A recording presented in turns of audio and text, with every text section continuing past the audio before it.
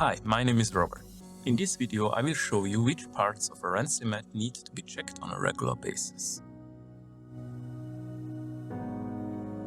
Check the condition of the dust filter. You can find the dust filter on the back of the instrument. In case the filter is dirty, you need to change it.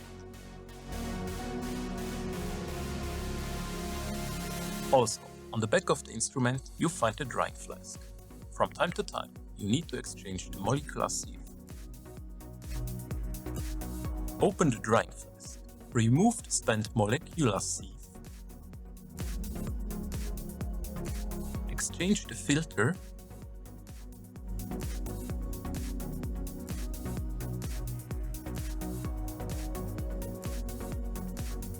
and refill with new or regenerated molecular sieve. We recommend using new molecular sieve.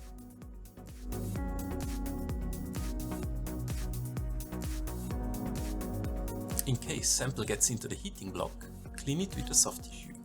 This prevents scratching of the heating block. With these simple measures, you can prolong the lifetime of your Rancimat. Thanks for watching this video.